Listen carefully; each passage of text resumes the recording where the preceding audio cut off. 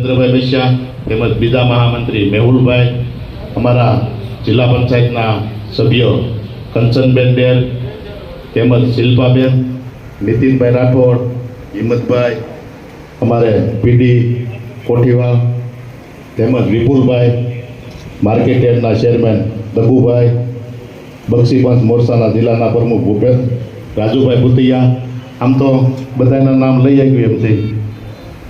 સંદીદાસ બાપુ, અમારા જૂના કાર્યકર્તા ધીરુભાઈ, ગોબરભાઈ નારોલા, આગળ ભરતભાઈ નામ લીધા, એ બધા નામને અમે ટેકો આપીશ. સાહેબ,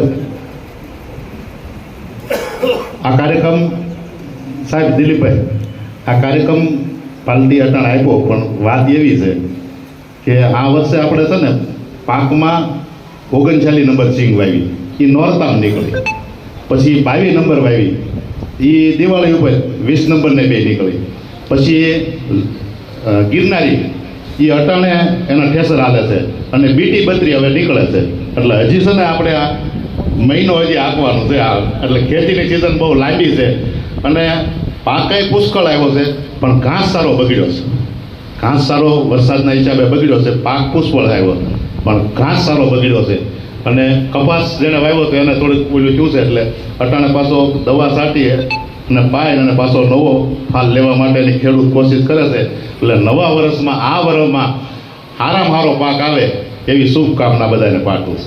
અને આપણું જીવન સુખી, સમૃદ્ધિ અને આરોગ્ય આપણું તંદુરસ્ત રહે એવી સૌને શુભકામના. હમણાં જનકભાઈ કીધું હતું કે કાંઈ ભૂલચૂક થઈ હોય, કાંઈ કોઈને કહેવાય ગયું હોય તો માફ કરજો. આપણે કાંઈ ભૂલચૂક કરી નથી, એટલે આપણે કાંઈ માફી માગવાય નહીં. આપણે તમે કહો એ બધું સાંભળવી છે, અને કોઈને કાંઈ કડવું વેણ કહેતા નથી કોઈથી, અને આપણે કોઈ કહેવાનું થતું નથી. આપણે આવ્યા એમનામ આમનામ પાછું થવાનું છે. આપણે નક્કી છે કે જેવા આવ્યા હતા એવા જ રિટાયર થવાનું. એમાં કાંઈ આપણે કોઈ દુખરું લગાડવાનું નથી.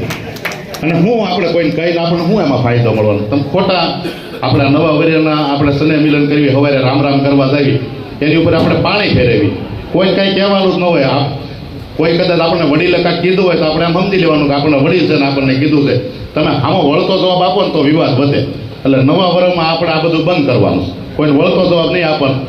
એ આપણા વડીલ છે, આપણને એને સલાહ આપી. કદાચ નાનોમાં ભાઈ હોય અને કદાચ સલાહ આપી હોય તો આપણે એવું નહીં માનવાનું. આપણી કરતાં થોડીક બુદ્ધિ વધારે છે તો આપણને સલાહ આપી છે, એટલે આપણે લઈ લેવાની. તમે આવી રીતનું કરશો એટલે સુખી રહો. હું આ રીતનું કરું છું એટલે હું સુખી થઉં. એટલે નવા વર્ષમાં આપણે સંગઠન પણ હમણાં ભૂપેન્દ્રભાઈ કીધું મજબૂત કરવાનું છે. સંગઠન પર્વ આ વર્ષનું છે, એટલે સંગઠનમાં પણ બધાએ સાથ સહકાર આપવાનો છે. અને ભારતીય જનતા પાર્ટી છે, દિલીપભાઈ રૂપાલા સાહેબે શૂન્યમાંથી સર્જન કરી. કેટલા વર્ષોથી એ મહેનત કરતા હતા, તો એ આટલા કાર્યકર્તાની આ ફોજ બની છે. એટલે એ લોકોએ જે તપ કર્યો છે એ તો આપણે કાંઈ નથી કર્યો. આપણે તો રેડીમેડ માથે બેઠા છીએ. એટલે એમાં તમારે સમજી લેવાનું કે આપણે હવે થોડું થોડું જ કામ કરવાનું છે. એ લોકોએ જે કામ કર્યું એ હવે કરવાનું નથી.